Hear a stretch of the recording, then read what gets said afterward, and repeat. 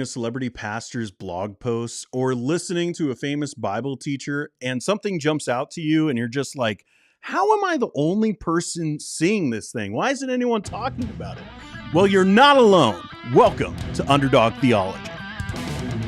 This podcast is about looking at what's happening in evangelicalism. I'm talking tweets, I'm talking books, blogs, videos, all of it, and judging it according to Scripture.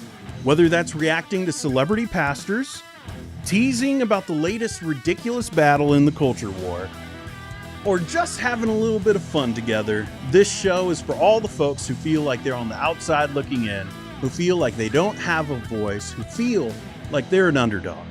Welcome to Underdog Theology. Oh, here we go. We're doing it.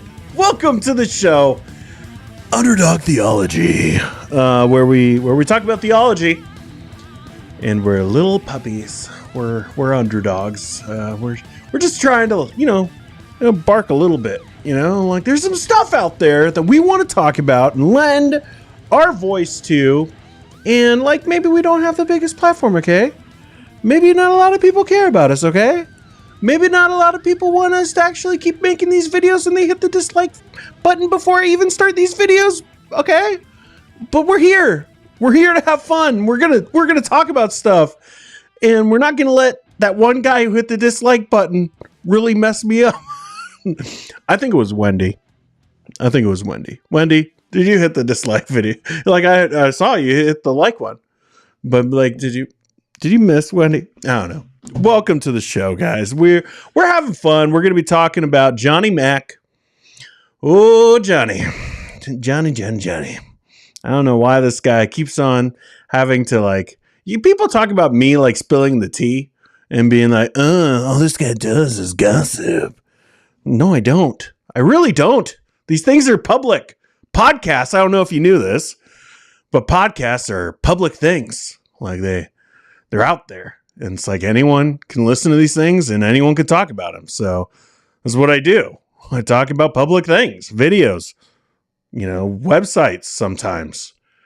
Every once in a while I read, but let's be honest, it's not happening all that much anymore.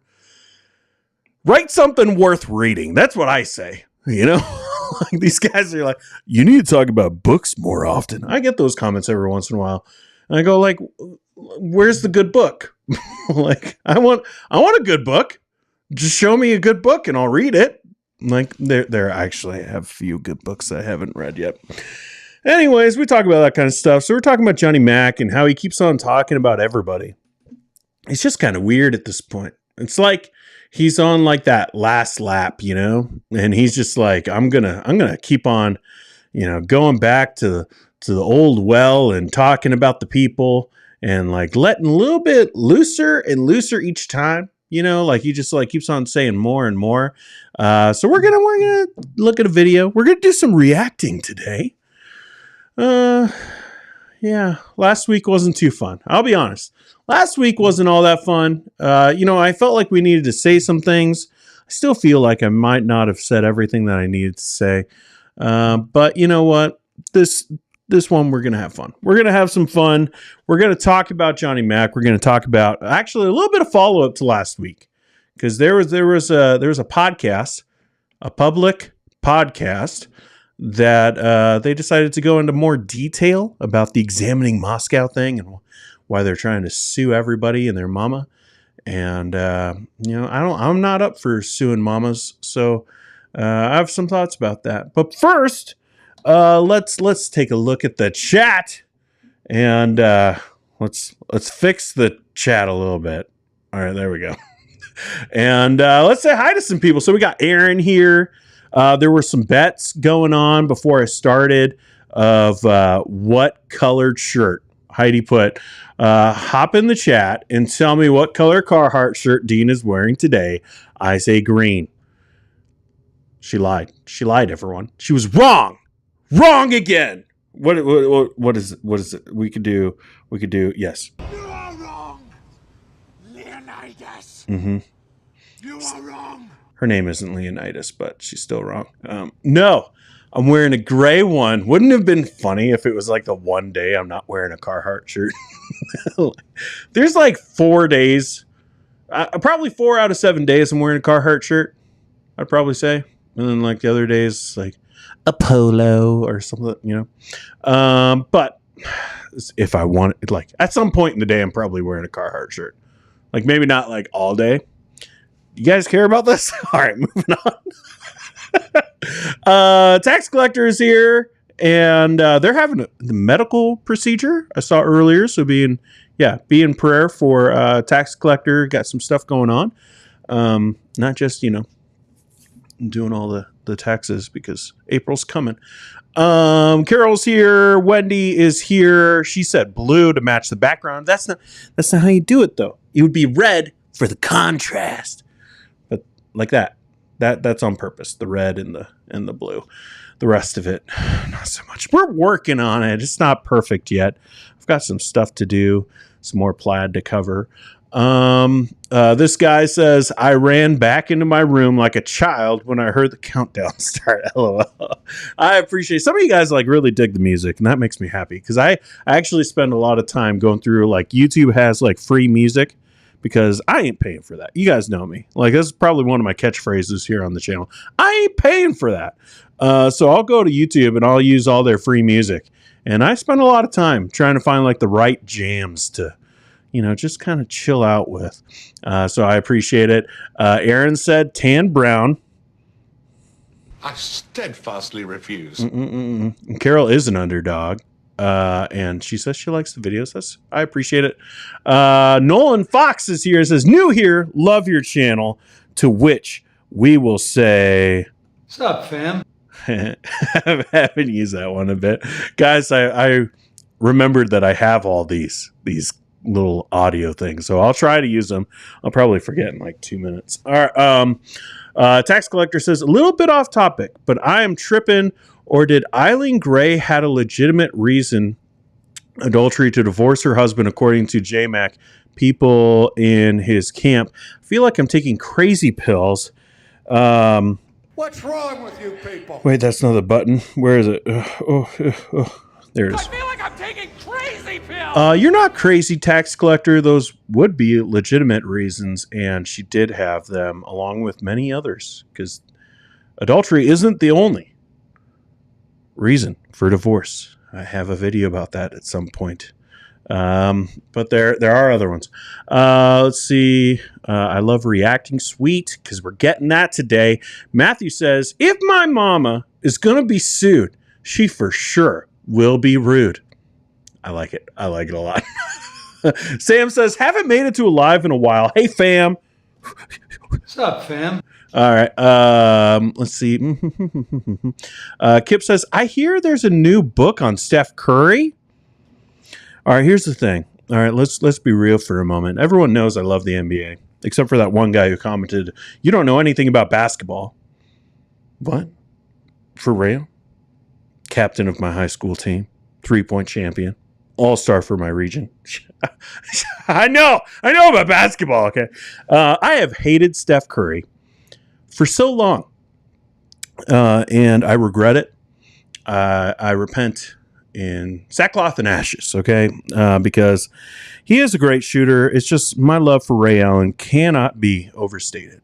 I just love him so much. And so when people start talking about the best 3-point shooter ever, and they start saying Steph Curry, I get a little offended. And I have to admit something in front of the internet. I ain't wrong. Ray Allen is the best. I don't know. I think I might be wrong. Steph Curry might be the best. But I'm not reading a book about him. I'll tell you one thing. No, I'm not going to do it. I'm wearing his shoes right now. I'm wearing some Currys. I'm rocking them. They're cool. They're some cool shoes, I got to say. All right. Carol says MacArthur has skeletons in his closet. Uh-huh. And he likes to talk about them, which is kind of weird. Carol also says, are you going to write a book, Dean? No. No one wants that, Carol. You and nobody else. Well, my mom's not around anymore. I was going to say maybe my mom, but no one else wants it. So maybe just Carol. Steven says, I write and record you a theme tune, Dean, free of charge. What? Are you serious, Steven? What kind of music you play, Steven? Let me know that in the chat. I will be on the lookout for that. Because I like me some punk. I like me some like 2000s alternative. Even a little ska sometimes. I'm just saying, like I love that stuff. So let me know. Caleb says music reminds me of old school Reliant K. It's on purpose. Carol says Eileen had a good reason to divorce her husband. God is going to deal with her husband and MacArthur. Yes, he will, and we will too. Not in the same way. Caleb says, can't go wrong with many of the Puritans. Ho, ho, ho. Yes, yes.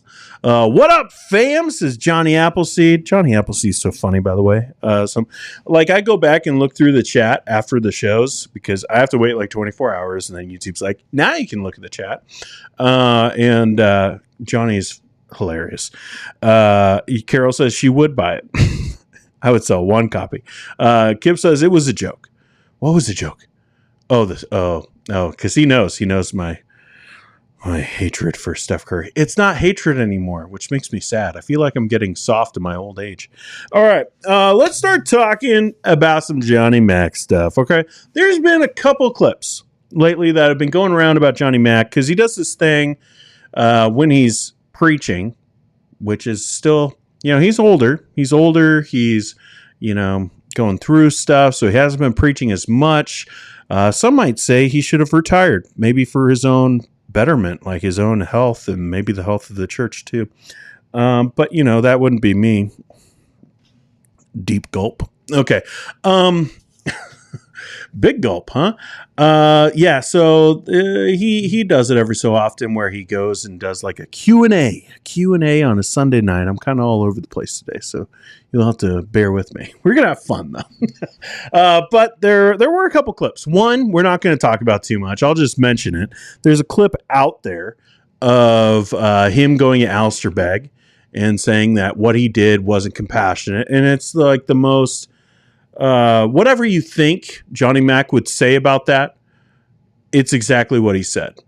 Which, like, you could agree, disagree, but he's just basically like, the most loving thing you can do is tell them that they are sinners. And it's like, yeah, but there are ways to do that, and maybe some nuance that if you weren't surrounded by only your elders and a few select people from your church, maybe you would know. I would wonder, when was the last time John MacArthur had an actual conversation with an unsaved person? All right, I'm getting myself into trouble. I'm earning that dislike. But that clip is out there. You could go and see that. But that's not the clip I want to talk about. I want to talk about this one. I want to talk about this clip right over here. Why does he do the deep voice? Why do he talk about himself in the third person? There's a lot of questions today. All right, let's take a look and let's see. Like, you can kind of get the question. This was kind of clipped off, but I didn't want to go and find the original. I found this on Twitter. Such as 2 Corinthians 6:17, Galatians 5:9, and 2 John 10:11. That last one, Phil Johnson recently preached on very well down in Florida. Yeah, so there are some major organizations. Let me just say, Phil Johnson, you just got a gold star. You got a gold star. That have been around for the last at least 10 years. One was the Gospel Coalition. Started out with noble intent to bring different people together, leaders, pastors, theologians, around the gospel. It was very much like T4G. Together for the gospel.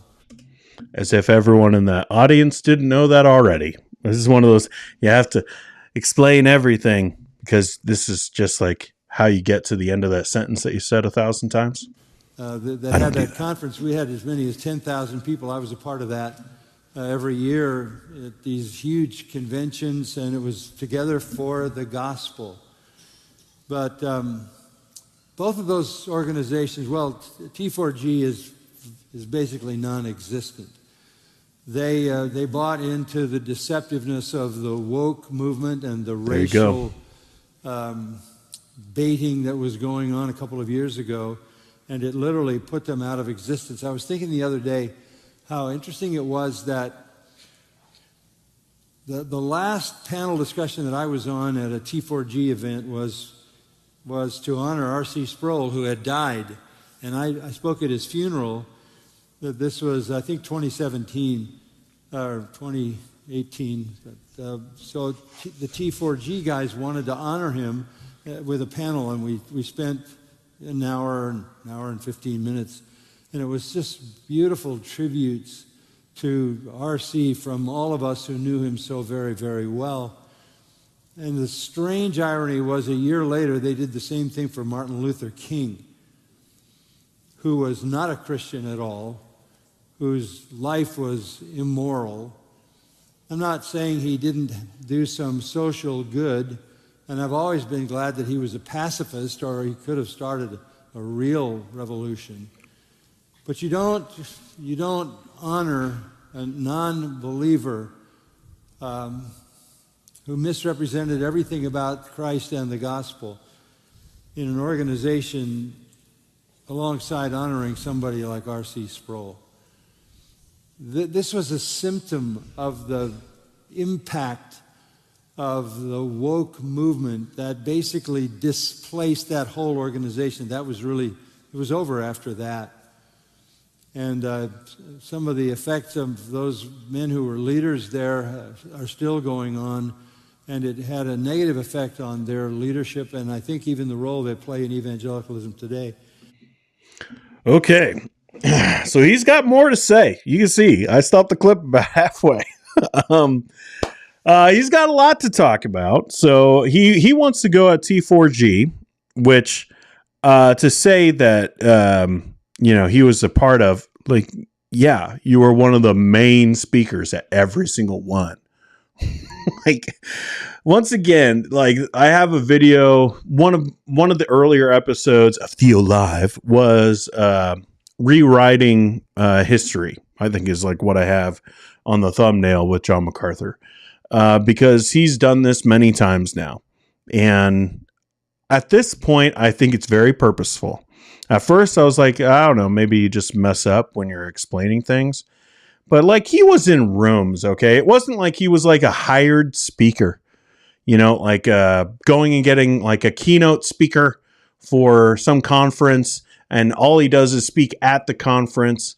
Like, there were movements that were started. These were organizations that he had a hand in shaping. And so for him to come out and say, like, yeah, I was involved with some of the speakers, the last one. Well, you skipped a whole lot, okay?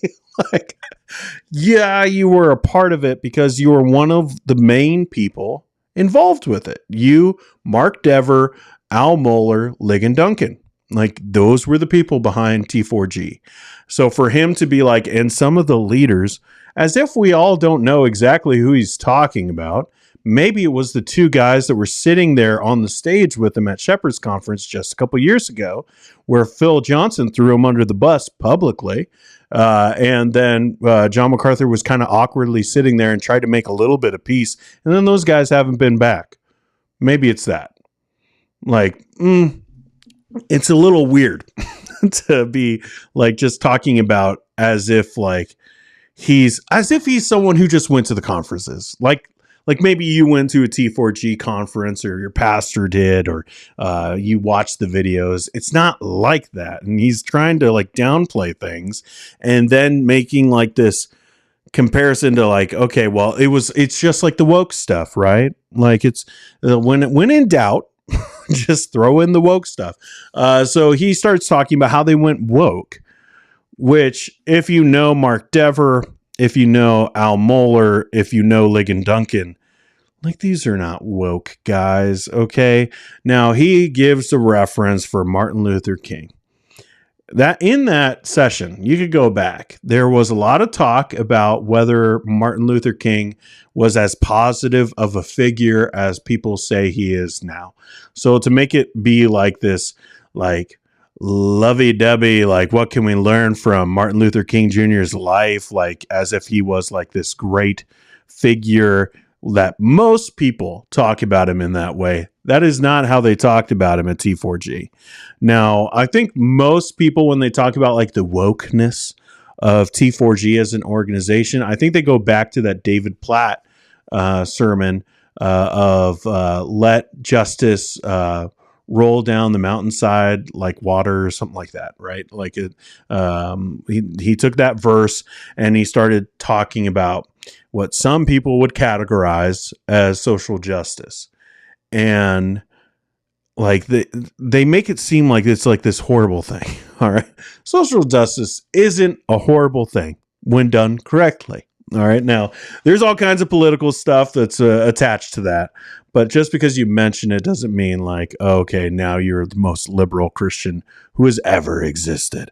All right. He's asking for justice in places. The Bible does that. If you're upset about that, then just like cut out your Old Testament, because there's lots of passages about justice. But, you know, whatever. These guys, they'll just be like, no. You can't talk about that because that makes you a liberal. And it's just, I don't know. Like the Old Testament talks about a whole lot. But all that is beside the point of him taking people that he didn't need to do. Like the question was basically like, in light of scripture passages about separation, what should a Christian do with these organizations? Now, obviously, this guy who asked this question, he used those verses for a reason. He wants to give John MacArthur, like he's putting it up there on a T-ball for him to hit it out of the park with his fans and say that you should separate from T4G, TGC, Christianity Today, anything that they don't like right now, basically, like any Christian institution. Like you just, that's what it's there for. Like that's what the question is about. It's not a question, I don't think it was like an honest question of like, what should we do with it? It's like, here you go. Now you can tell people, and now I can say that John MacArthur said that you should, be rid of these organizations. And that was the question. And he's the one who decided to take it into this personal route where he's going at those leaders and saying they really messed up. And now they're like, he's saying that their ministry has been decreased in evangelicalism because of this. Now, I think that maybe there is a part of that that's true, but it's so needless. And honestly, like, it's just kind of beneath someone of that stature. No, I don't mean like morality. I'm talking about like when you get to like that kind of a level where you have so much responsibility in how you talk, but also just like you have that much power and influence, it's beneath you to go at other leaders and like very pointedly like say that they're woke without, calling them out by name. It's kind of cowardly, to be honest. But when I was watching that, I was kind of shocked. Now, again, I'm a little biased. I like Mark Dever still. Like, I don't agree with everything he does. I don't agree with everything that 9 Marks has ever put out. But overall, I'm pretty much right there on some things. I wouldn't go as hard on some specific aspects of church governance, and also, mostly when it comes to complementarianism and how that relates to the home, especially since Lehman got in trouble with that video. Oh my goodness, that video was awful. But a couple weeks ago, he put out a video, and it's just like he was basically saying that a wife, like how did he put it? Like the authority that the husband has over the wife is the same as the authority that he has over his children. And like there's just, how do you put it? A different way of using that authority, to where it's more of a nurturing aspect with the wife than a discipline aspect. It's just like, that's like, you're like, that's when you take nuance and you're just like running with it to make it into whatever you want. Cause like, if it's the same, then you could use it the same, right? If it's the same thing, you got to do the same thing with it. And he's just like, basically you want to say that they're the same thing, but you don't want to get in trouble from the women for it. But anyway, so I'm just saying, like, I have some differences with 9 Marks, but for him to go up on a stage and to just like go at them when the question wasn't even really about that necessarily, like you could have been like, hey, we got a lot of theological differences. Here's a specific one. And I think that means that we should, no longer use them. But he decided to go at his old friends. And, honestly, like, he's a person. So I'm sure that in his mind, there's some hurts there about them choosing specific ideology over him. But yeah, it's just really weird to me. And, 9 Marks is still out there. Al Mohler is still doing stuff. Also, by the way, The Briefing, which I never listened to because it's kind of ridiculous to think about. But like the look of it, man, what a step up they've taken. I check out that kind of stuff. I look at screenshots and I go like, whoa, that setup looks really cool. So at least there's that. Let's go to the next part. The Gospel Coalition kind of followed the same pattern, their leadership, and I think even the role they play in evangelicalism today.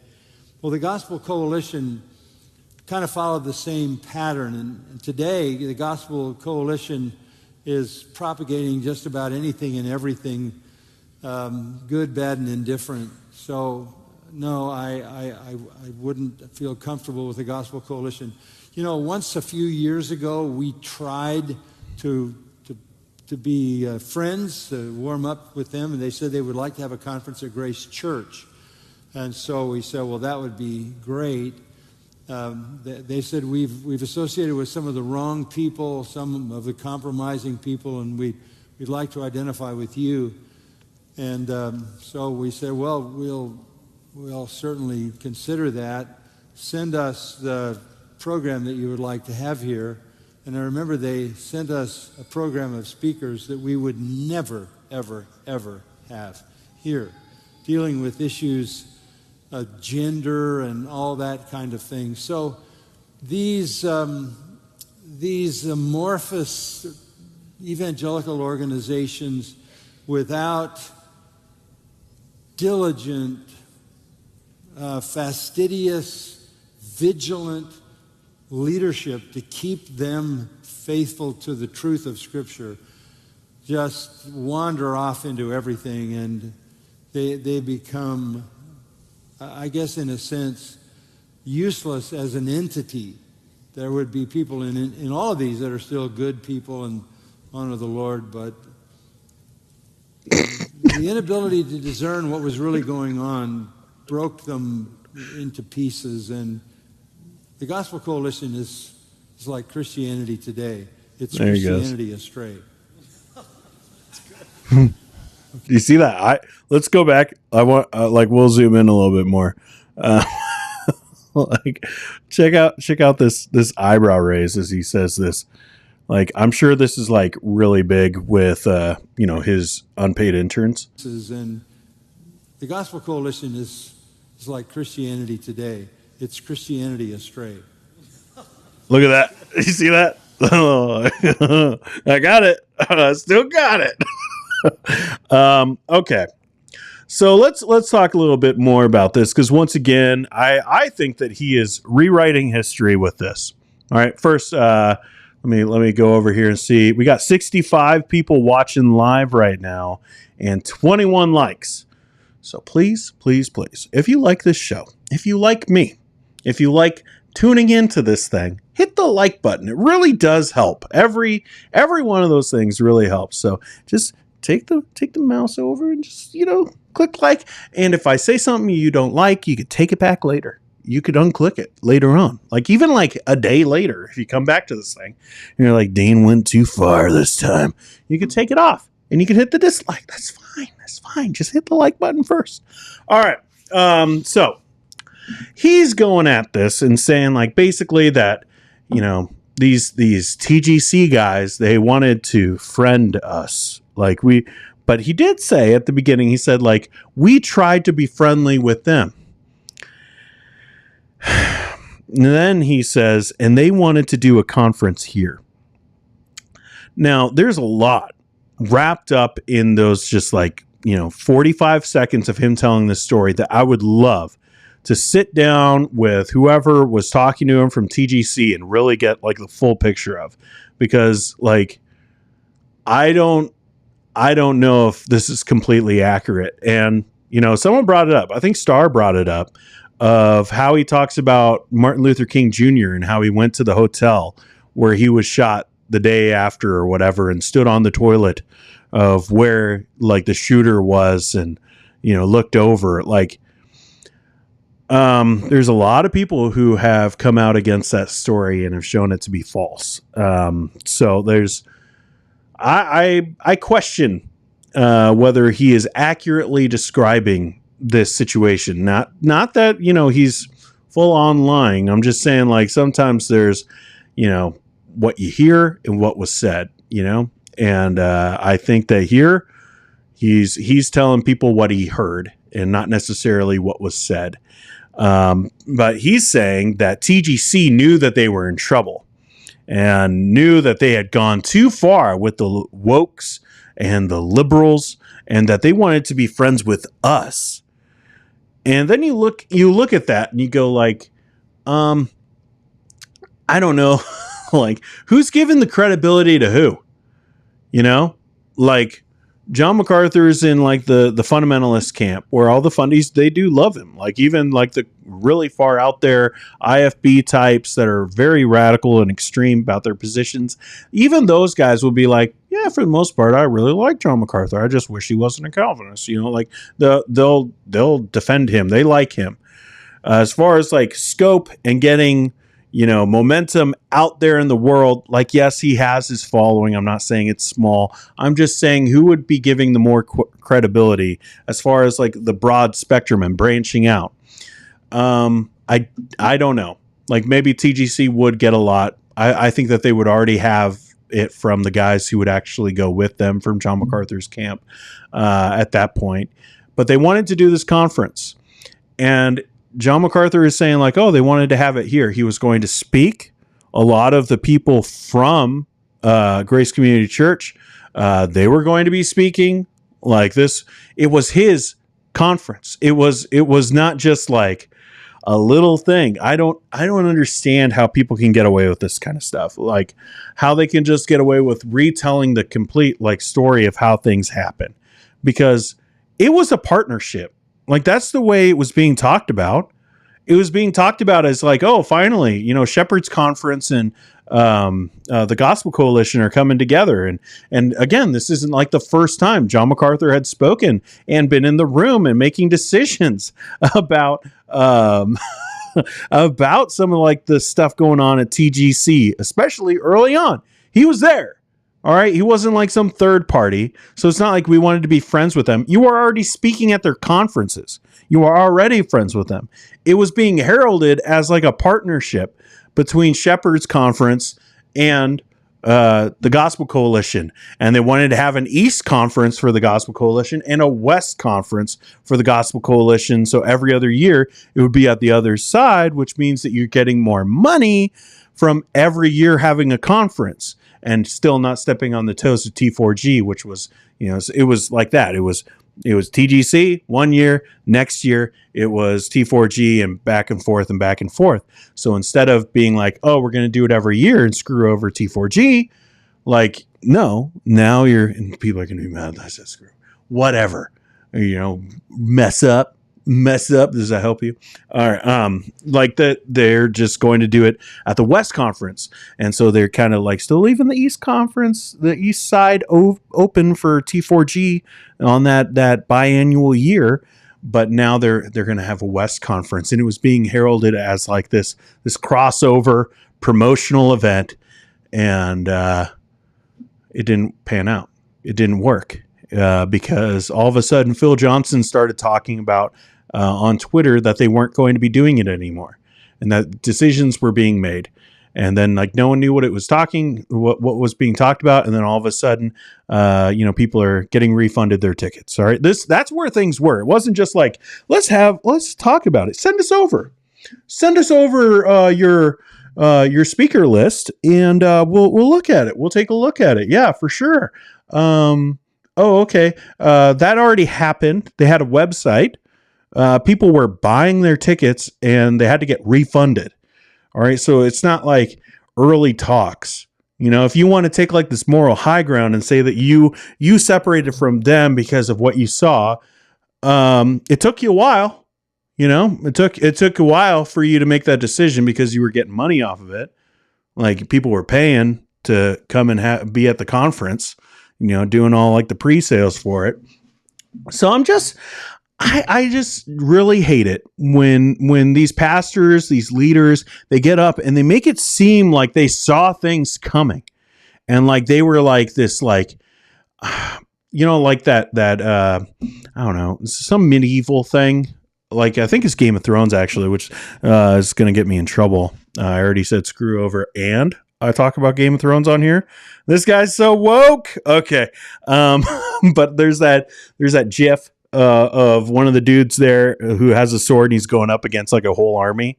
They want to make it seem like they're that guy, like that they saw it coming and they're alone facing that threat. And it's just pretty much never that.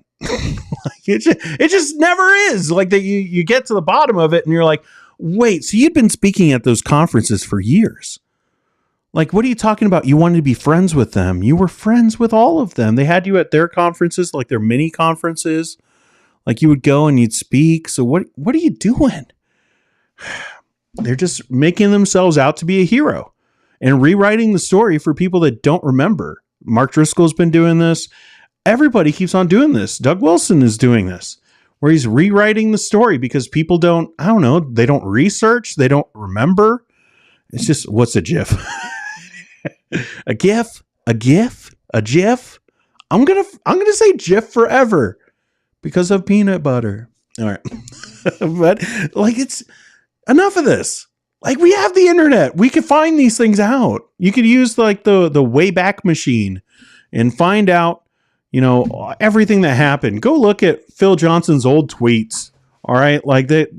It was way further than what he was trying to make it out to be and being like, they're the woke ones and they got destroyed by the woke stuff. John MacArthur was right with them until that statement on social justice.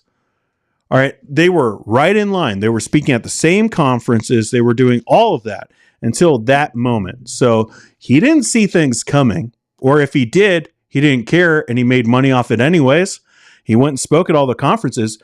I'm just saying, when are we going to be transparent? How much did he get paid for a conference?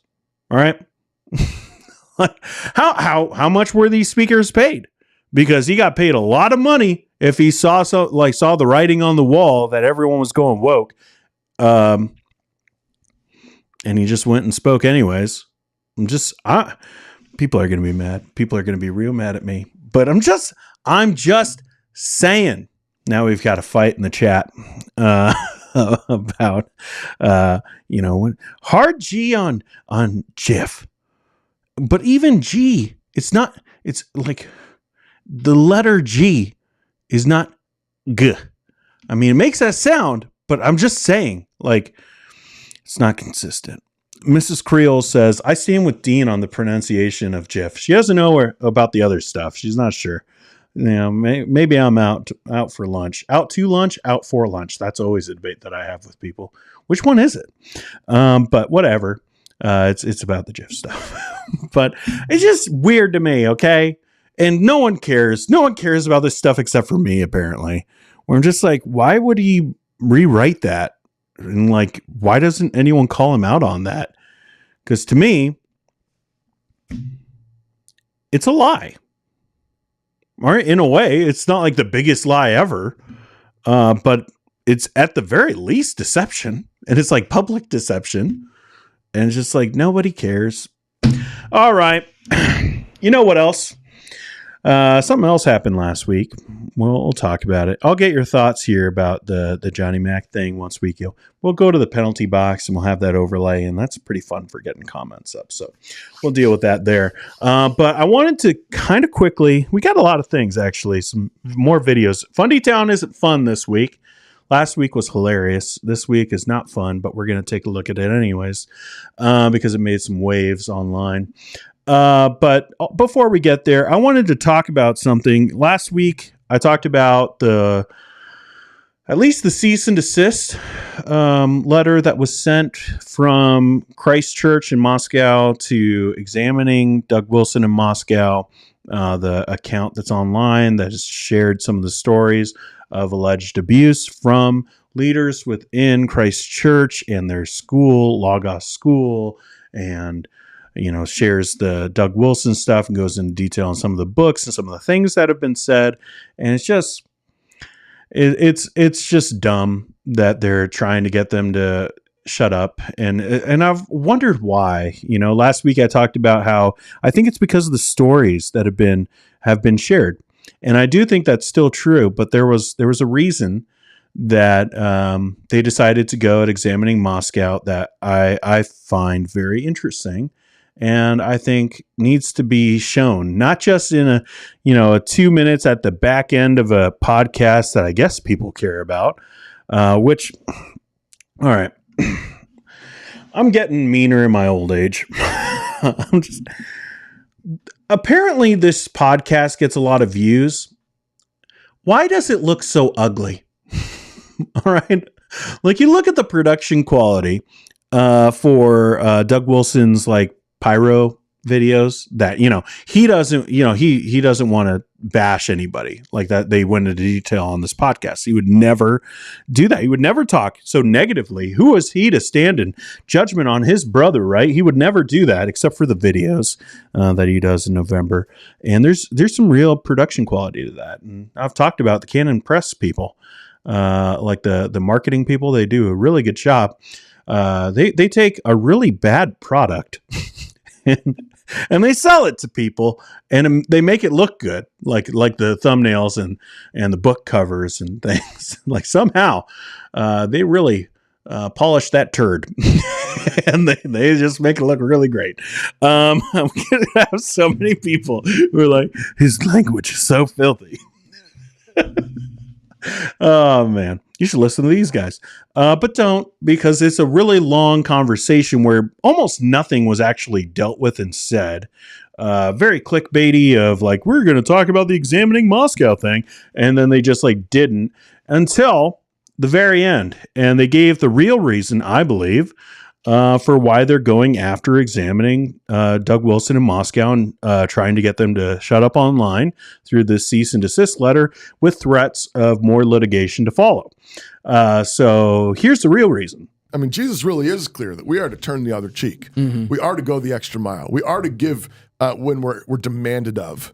And personally ought to be willing to be wronged and defrauded as much as we can. Mm-hmm. If we can somehow win our brother, if we can somehow win them. And in this situation with this letter and this step, this is decades in the making. Yeah. And it's really not at all about even the persons behind this anonymously. No. If they were just doing their thing and continuing to slander, we would just keep batting away the bees. Yeah. And if we saw them on the street, said, hey, you don't know how to be that way. If we knew who they were, hey, can we get coffee? Can we get a beer? Yeah. We would be willing to reach out to them personally, individually, for reconciliation. But what has happened is that they've started taking the show on the road, and it's starting to get sort of plausibility in semi-respectable publishing houses, which is now creating, who should know the law of God. Yeah. Who haven't checked their facts well enough. And what we're wanting to do is there is a place, even as Paul does when he appeals to Caesar and appeals to the governors, is at some point certain accusations become so public and have such public ramifications for all the people of God that it's important to defend the gospel, defend the ministry, and we want to do that while continuing to honor these principles.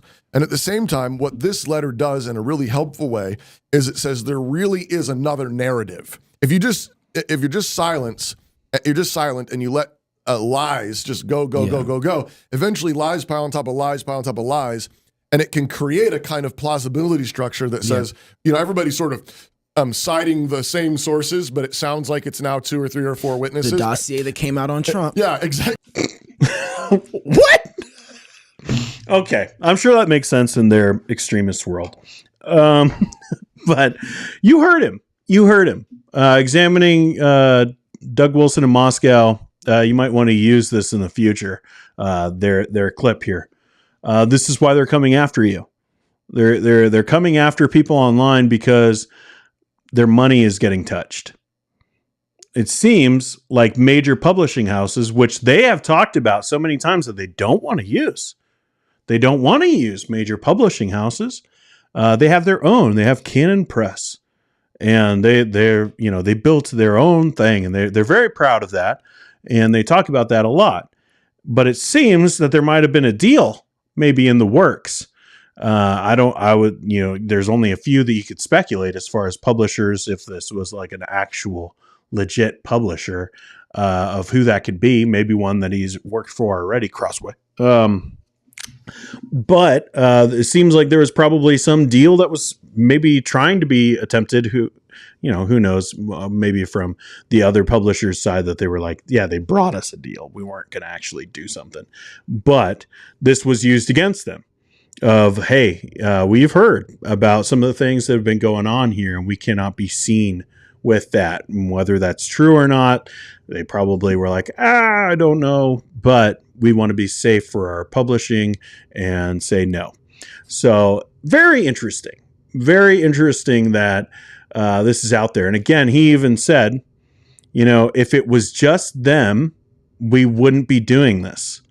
But because they're actually getting heard, because they're taking this show on the road, which I don't know what that means. Maybe this means that they're emailing people or something, whatever. But they're telling people, and the word is getting out about these stories of alleged abuse here. And it's just very interesting that they're like, yeah, and it even got to the publishers, and that's like the big thing. That's what made them do this, is because publishers aren't going to work with them anymore, or at least this certain one. And it's just very predictable, like they're like, whatever. People will say things, and they say things about other people all the time. Again, Anthony Bradley, you should look into talking with a lawyer if they're suing people. In November, there was a lot talked about Anthony Bradley. But like they're just saying, like, that's fine. It's because you touched our money, because we lost money from whatever publisher, and that's why we have to do this. And I just think there goes all, like, any kind of, if anyone was thinking that this wasn't about money, it's always about money. Like, at least it seems that way with Big Eva. And don't be fooled, Doug Wilson is just as Big Eva as Al Mohler. Okay. Like, as far as money goes, all these guys, they're selling all their products. They're selling flamethrowers in November. Yeah, they're Big Eva. Okay. They're making money off of their product, and they have a following that's all about Canon Plus. Come to Canon Plus, and you could have a stream. What? Like, that's it? No, you get free access to the books. So, like John Piper, no, you have to pay us. Like, it's just that. So it's just interesting that there's no morality behind it. There's no, like, principle of you shouldn't be accusing, like, as if these things are false and we're being accused of these things, so we're going to stand on our principles and defend ourselves.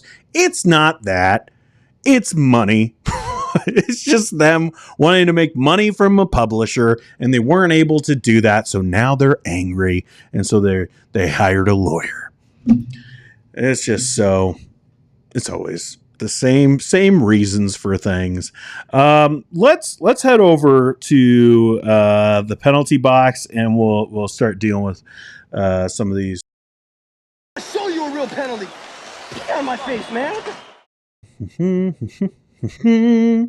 Going to the penalty box. That's Steven, can you make me a jingle? Can you make me a jingle for this thing? Let's go to the top here, and let's bring in some things. First, we'll deal with a funny one. Mule Rider, which we are going to resize in this, and we're going to put it over here. Sorry to interrupt, but had a great idea for his t-shirt. Johnny Mac on the front. Wrong. I don't even need to read it anymore. No, I'm not putting Johnny Mac on a shirt. On the front of a t-shirt, wearing a Vans off-the-wall hat. How dare you? How dare you do that to Vans? And Skull Zero logo shirt. I mean, I get where you're going with it, but no, I'm not having. Do you realize what they would do to me if I made money off of John MacArthur's image? They would. You think examining Doug Wilson Moscow's in trouble? They'd be coming for me. That skeleton looks like MacArthur. Oh my goodness, that's on the verge there, Carol. Let's see. Corey says Jesus fulfilled justice by taking what we deserve too. Yeah, but they don't. Then they'll go like, but we're not Jesus. And then everything else, you're supposed to act like Jesus. But that specific part, that's just Jesus. Tax collector, those guys are not woke, especially Al Mohler. In fact, isn't he a theonomist? It seems that way. It seems that way lately. I don't know. He says everyone's a Christian nationalist, but they're trying to put these things in this. Like, that sounds like someone who wants to be known as being in the club, but doesn't want to actually go in there and doesn't want to actually take part in it and be around those people, but he still wants access to it. That's what it's like. A guy who wants to work out, but doesn't want to work out. And so he gets like a card to a gym, you know? So he's a Christian nationalist, but I don't know. Maybe he is. Maybe I'm wrong. Star says, isn't J-Mac the dude? Yes. Who wants to cash in on being the near MLK at his assassination, or was that a different preacher? No, it definitely was J-Mac. He's talked about it a bunch until about the last 8 years, where people started being like, wait, is that story true? That's kind of weird. And then John Perkins came out and said some stuff, and some other people have said some things, and it's just like, oh, okay. It's just not true. Like, how he describes it is not true. Now, did he go to that hotel? Maybe. Like, there's no way for anyone to verify that he never went there. It's not like we have security footage of everything. But what he is describing, that is not accurate. It was locked down. Like, police tape everywhere. They're not letting John MacArthur through. Oh, John MacArthur. This was before John MacArthur was John MacArthur, by the way. They're not just letting some preacher guy come through and stand on the toilet and look around, be in this place where obviously one of the biggest murder investigations is happening. They're not they're going to let him come out onto the scene there and mess everything up. No, they're not. It's just ludicrous when you start going through it. But he's been going with it for 50 years. 50 years of faithfulness. All right. Heidi says, RJ not only is not always woke, I think we as a church need to do some more listening on that subject. RJ, not only is it not that. What's going on?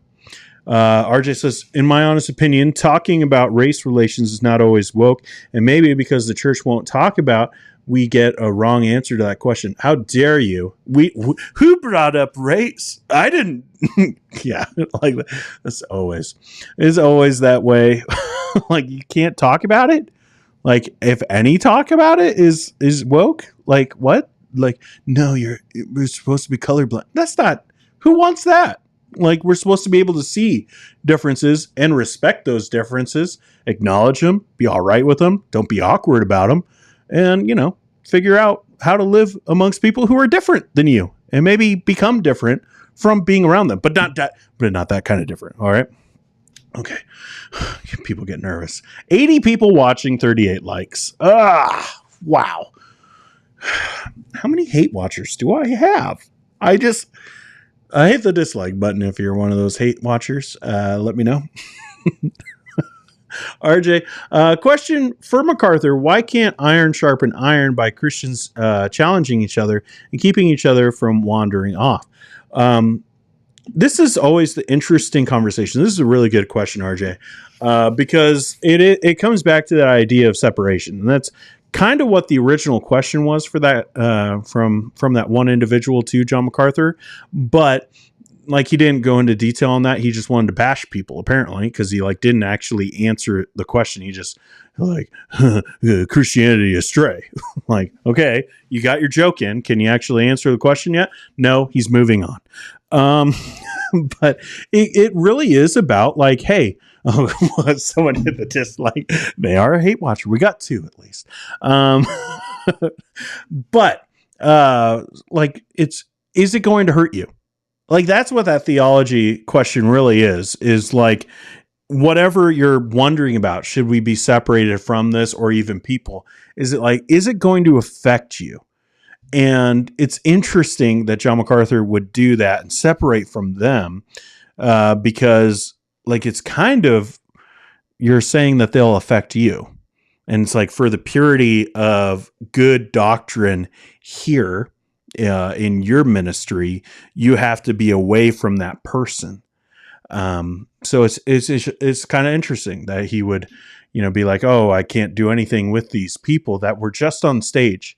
Like it's like that 6 months or whatever between Shepherd's Conference and the Statement on Social Justice. I think there was about like 6 months between those things. It was, Mark Dever and Ligon. I think it was Ligon Duncan, right? Or it wasn't Al Mohler. It was those two sitting on the stage with John MacArthur having that awkward panel discussion where, again, Phil Johnson just kind of threw him under the bus in front of everybody.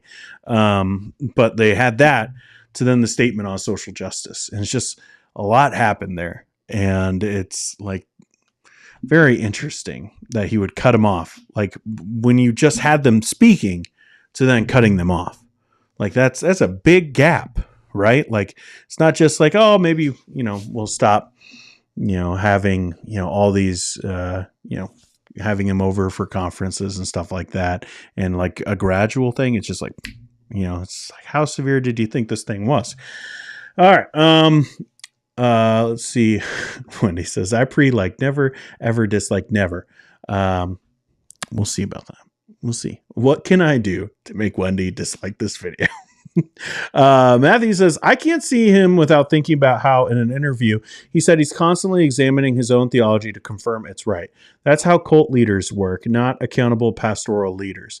I think that's definitely, everyone needs to like look at themselves in the mirror and be honest about like accounting for yourself. But yeah, it's a little weird to say that. Oh no, I've seen some IFB videos on YouTube that hate JMac. Yeah, I think there's like 4 guys. No, I'm sure that there's a lot out there who don't like him, but I could just tell you from living in that world, like I was in the garb world. So like all those guys love John MacArthur and they dream about going to Shepherd's Conference. Like it's like the Mecca, like they're all going to take a journey there someday. Maybe they already have. I don't know. It's been a while. Enough of this GIF stuff. It's a GIF. It's a GIF. Let's go down and see Paul Lacerna says, I'm still pro TGC and T4G. That's fine. I'm not really pro or against at this point. I'm just kind of like, I want them to continue and get the gospel out. Any organization, I'm for that. I have big concerns about the lack of accountability, lack of transparency with some of these big organizations. So that's where I'm at. But I'm not like, it's not like I'm a hater and want TGC to burn to the ground. And I said burn because I saw fire. Tax collector, hot take. While JMac is wrong for throwing T4G, TGC under the bus, he's right about Dr. King, albeit for different reasons. MLK denied Christ's divinity, virgin birth, and resurrection. Yeah, he definitely, like if he was part of the emergent, like if he was further in time, he would be part of the emergent church. Like a lot of his takes actually sound very similar to the emergent church. So if you think that the emergent church is heretical, that's probably what you're going to come away with thinking about Dr. King. That being said, I think it's interesting that Christians can't appreciate non-Christians at a conference, like as if we can't learn anything from them, which was something that he said, like, how can we talk about R.C. Sproul and, then in the same conference talk about Martin Luther King Jr.? And it's just like, why is that a thing? Why can't we do that? Even if you were to say that MLK was not a Christian, which I would say that like what tax collector is saying is right. He denied those things. And I don't think there's really any wiggling out of that. And then there's also some lifestyle issues that are present there. It's not to say he wasn't a great man who did great things, but there is some stuff there, but it is interesting for him specifically to talk about that when he's told. He's gotten a lot of credibility from talking about Martin Luther King Jr.'s assassination, which sounds really gross. Even when you say it sounds just as gross. Let me just make sure. Interesting. I'm just checking my son's numbers at school. Let's see. Dean's theme song should be "I Need a Hero" from Footloose, a classic cheesy show tune. I just watched Footloose last night. What is going on? And people will be like, "He's so woke." Did he hear? He watched Footloose. That was the first time I've ever seen it. It's one of those movies that just kind of I never got around to seeing. So me and Heather watched it last night. Let's see. You can lead the charge, Dean. You are in Canada. Yeah, they can't hurt me up here. S. Sim says, "Hey Dean, I'm hopping on real late. Apologies. No worries for hopping in late. Just hop in. It doesn't matter when you hop in. Just be here." Let's see. Shawnee's here. What's up? John definitely doesn't want to be Billy Graham, since John says Billy Graham wasn't a Christian. Yeah. Everyone seems to get that way. I am the lone survivor of evangelicalism. I have kept the gospel. No one else has. Always seems that way. Dean, I say really smart things. You just always seem to put up my comments that are responses to someone else. Probably. I'm just, what me going into the chat here is me just like going at like trying to get like a scoop of water in my hands, and just things are like falling out, and I'm just like, what do I actually have here? Like that's what this is. Let's see. All right. Is there a way to PM you? Have a question about Joe Boot. I don't know a lot about Joe Boot, so I'll probably just say I don't know. Sorry. But you can email at Underdog Theology Pod, I think is underdogtheologypod@gmail.com. If the free there's talk about the freeway getting destroyed in California. What? I don't know what's going on, Carol, but I hope things are going okay. Kevin Bacon is a legend. All right. Very different things going on. All right. Let's deal with the penalty box. First up. 2-minute minor trip. And there's a call. All right. Justin Peters is a fundamentalist is the name of the video, and it is the dang truth. But Mastermind's music. Lots of Z's in there. Sorry. You probably didn't understand that. Lots of Z's in there. Mastermind's music. They said, slow down with the eating, Bubba. Gluttony is a sin if we are splitting hairs. Definitely not a fundamentalist with a statement like that. Judging someone by their appearance and saying that they must have some kind of heart issue where they're sinning because of how they look. Definitely not a fundamentalist, and definitely not akin to anything that Justin Peters would ever say. All right, Mastermind's music. Thanks for that. Let's go next up. 2 minutes for slashing and 2 minutes for roughing. We got a twofer. My biggest issue with John MacArthur, we got a theme going.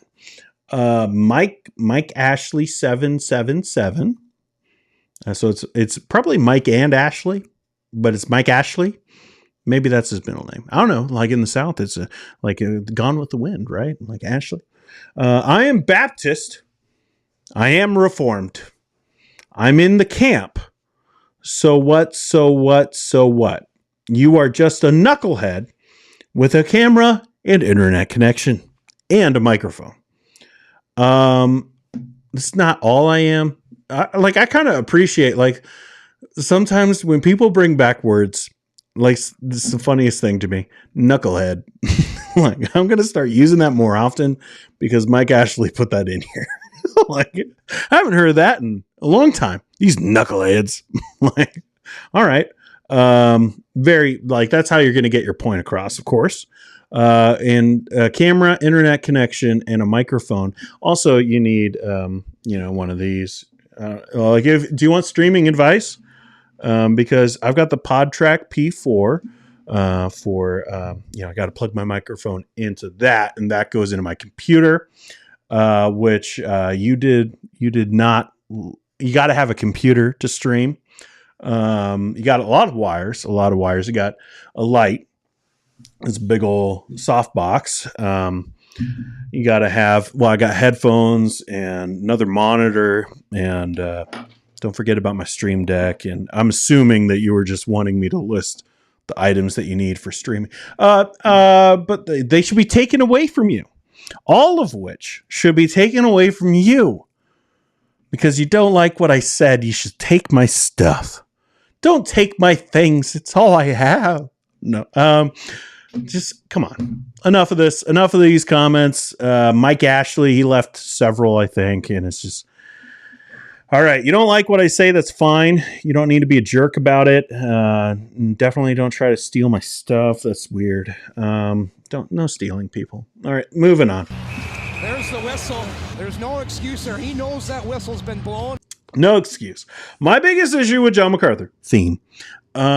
This is Shy 8694 says, you lost me when you mentioned Julie Royce, with an eye roll. It doesn't matter where stuff comes from. If it's true, it's true. You should deal with the truth about things. This is always my thing with these people. Whenever, like, you talk about Julie Royce, they hate Julie Royce. I don't know why, but they just hate her. And so you say, like, hey, Julie Royce said this or this. Like, where do you find that? Oh, Julie Royce reported on it. And they're just like, oh, well, now I'm not going to listen. Why would you do that? Like, all right, there are people who hate CNN. But if CNN was reporting that there was like a major catastrophe in your area, shouldn't you pay attention? And that's essentially what Julie Royce has been doing. Julie Royce has been reporting on things that no one else is reporting about, that everyone was saying she's a gossip, she's a swindler because she's talking about these stories. And they go like, oh, we're not going to trust anything you have to say because you're getting your information from Julie Royce. It's so foolish. Enough of this. She's doing a good work for the church by stating, here's some sins. Here's a story that people didn't want to deal with, that people tried to cover up. The James McDonald stuff that probably a lot of people in Big Eva actually knew about and didn't say anything because, again, money. But she reported on it. She stood up and said, hey, this guy is unstable. This guy is somebody who needs to be dealt with. He is abusive. And yeah, it was. And then stuff happened. But it wasn't until she said something. The John MacArthur stuff. Like, no one was talking about this. This is stuff from years and years and years ago. And nobody talked about it until Julie Royce stood up and said, hey, I've got this story. And people pay attention, and now people know about that thing because she did something. Because Christians in those circles are being so protective of their brand and not wanting to hurt the church. And by hurt the church, they really mean their financial, like, bank account. That's basically what they mean. Their bottom line. That's what it means to hurt the church, apparently, for them. And they don't want to lose tithers.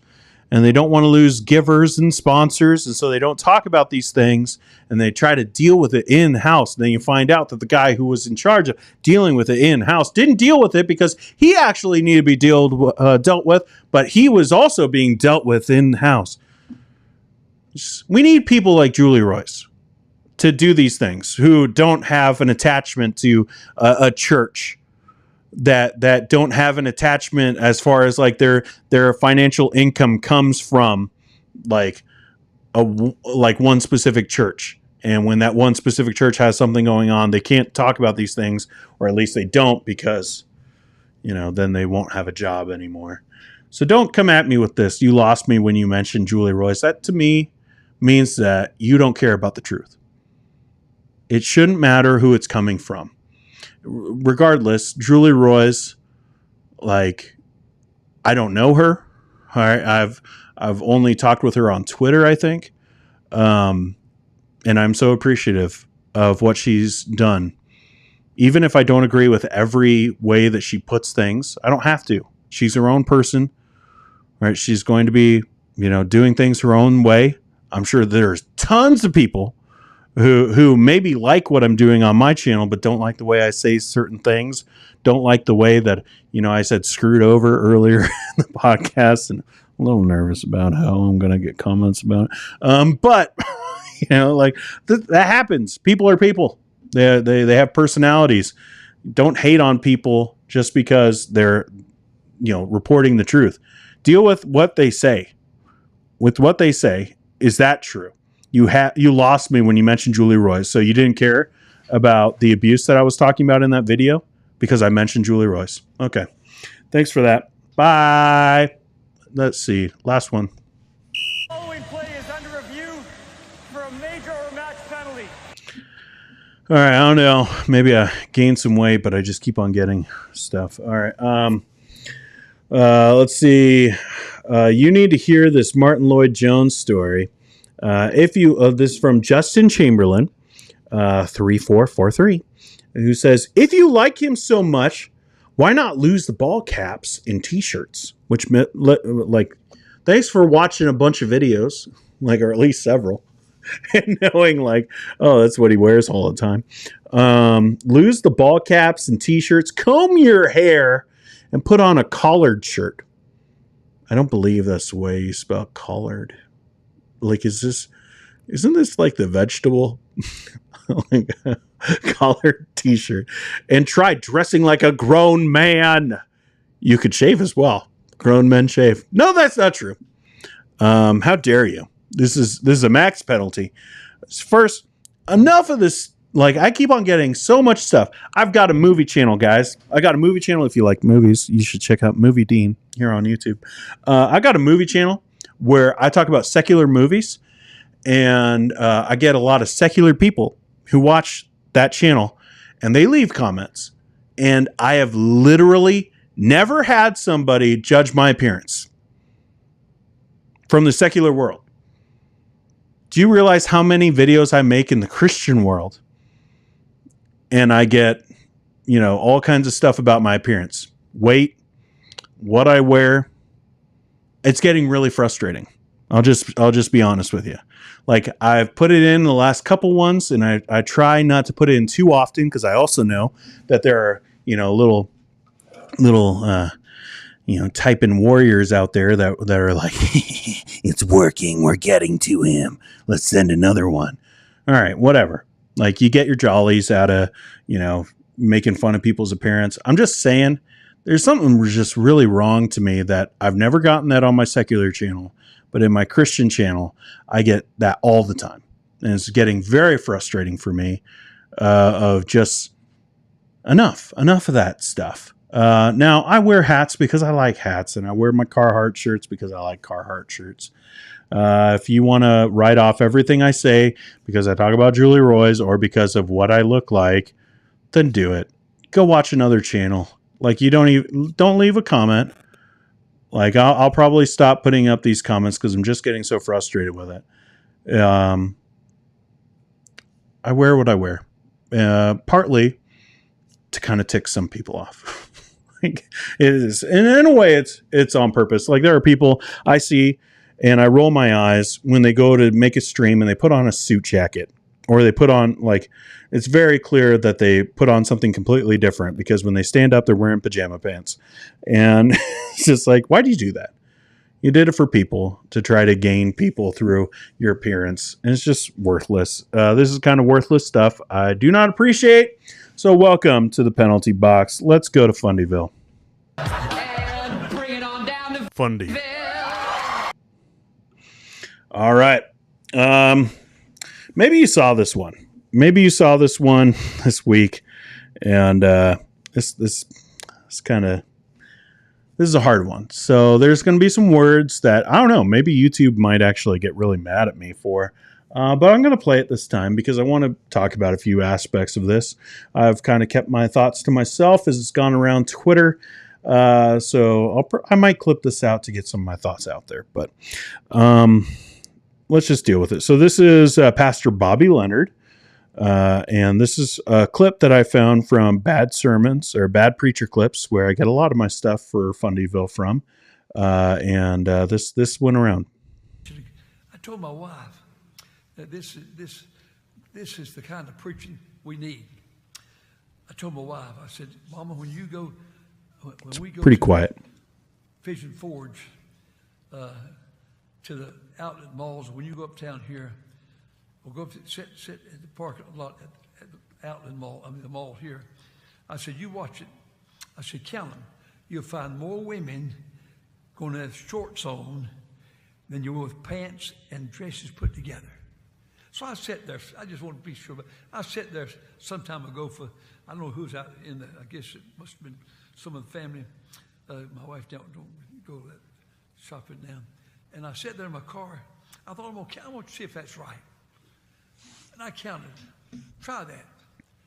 You'll find more women go in those places with shorts than you will women with pants and dresses put together. Try it. If you got time, try it.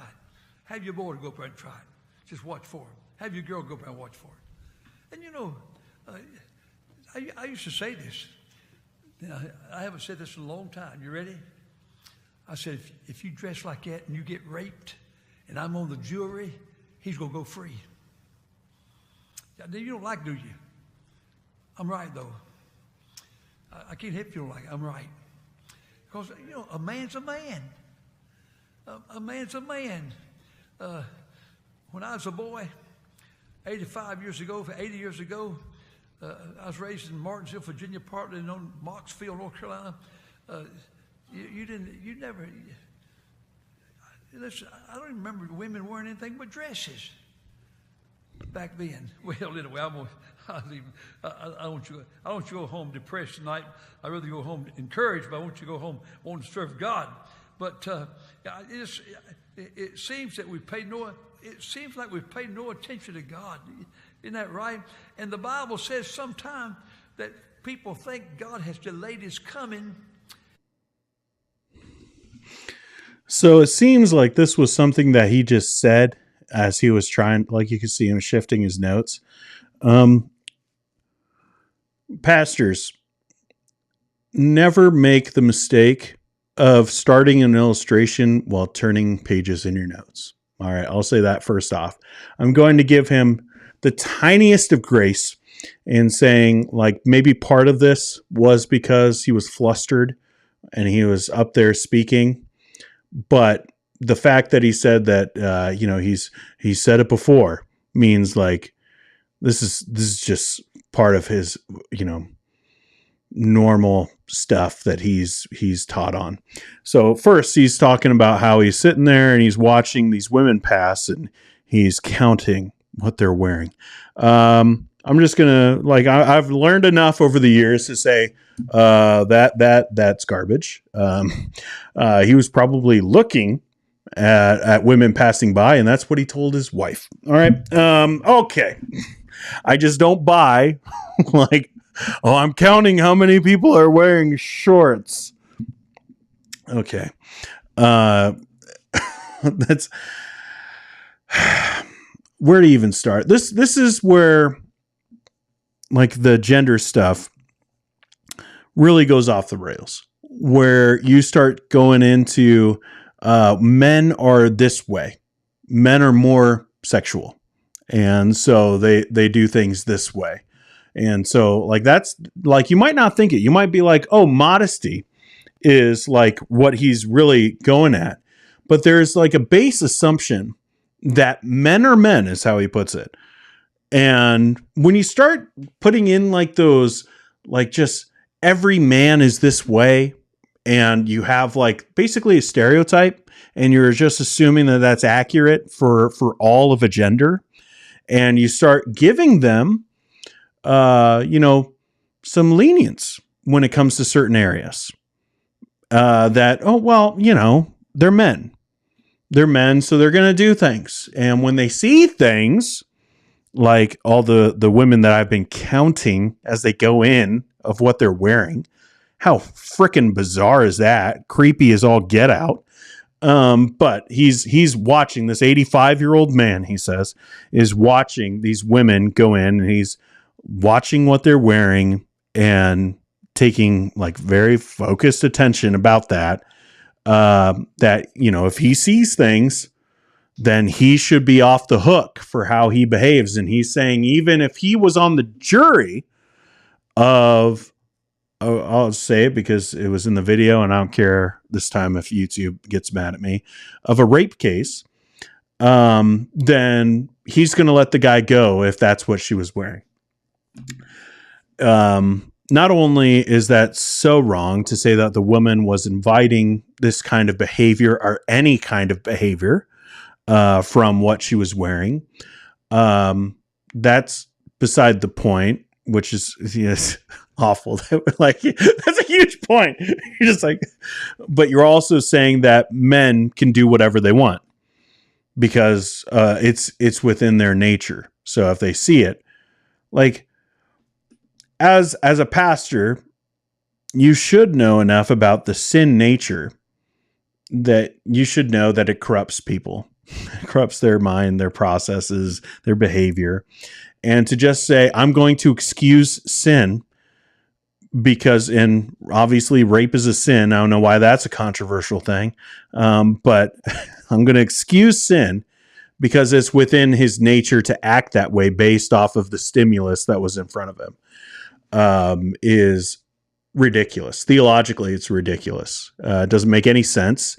Makes me doubt. It's the kind of, like, that kind of an assumption makes me go, I don't believe that you know Christian doctrine. Like, I know it's a small sample size, but it's such an egregious error that makes me go, like, I am very skeptical of any kind of gospel message this guy would give out. This is someone he sent a letter of apology. Not ever did he say in this apology that it was wrong.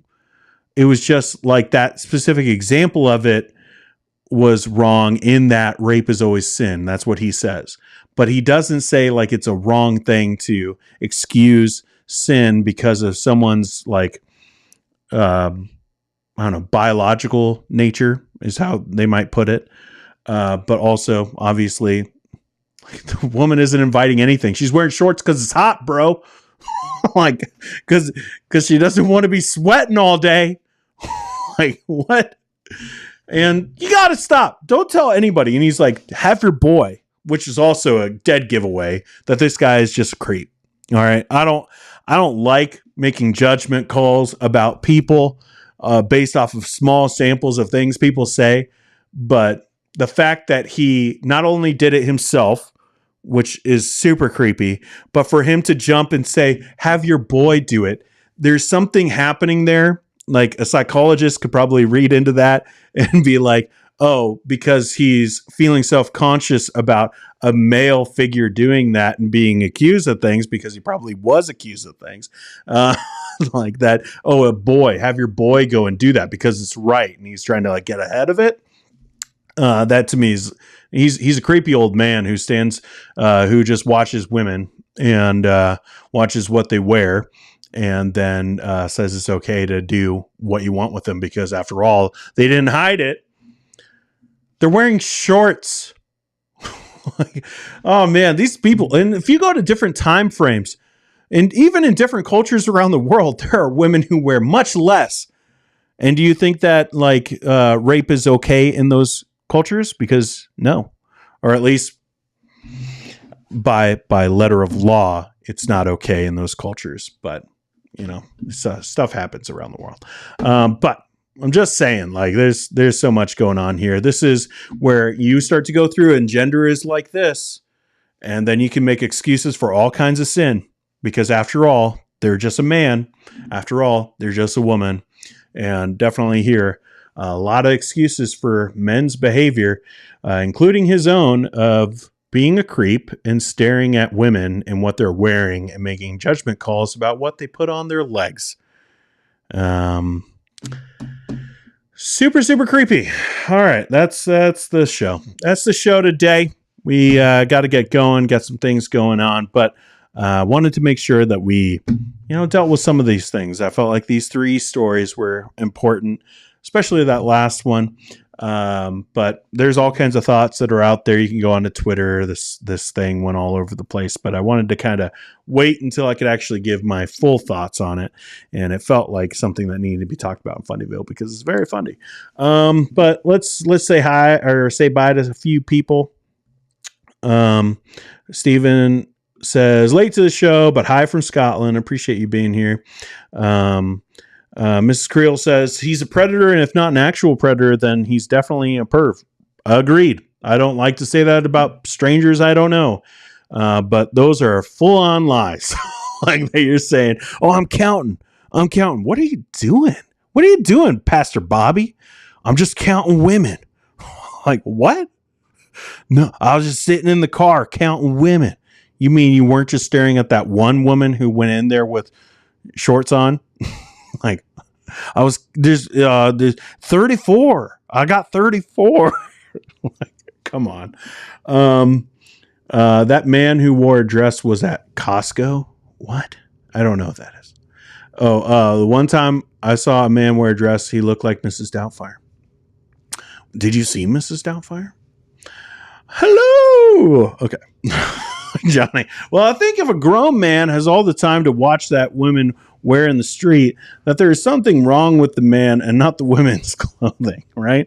Like, I'm just saying there's a lot that's going on there. And he probably isn't just doing it at the age of 85. Did you guys know that perverts actually grow up and they get old sometimes? And they're not nice old men. They're just the same people that they were when they were 30. They're just older and get away with a little bit more. All right, I'll stop talking because I got stories. Josh says, Dean, what is your movie channel? It is Movie Dean. Movie Dean. My movie channel is Movie Dean. It's not the most creative name, but it's the name that I have. Tax collector, I get you. That lip smacking grates my soul. Like, yeah. And like, I'm thankful that the audio was bad in that because, like, come on, the audio is always bad with the funny stuff. Sometimes I really got to boost things. But the audio was bad. And this time it was definitely like, it was very helpful to have it be a little bit quieter so it wouldn't be as like, yes. All right. Caveat says, have a good day. And that is what I want for all of you.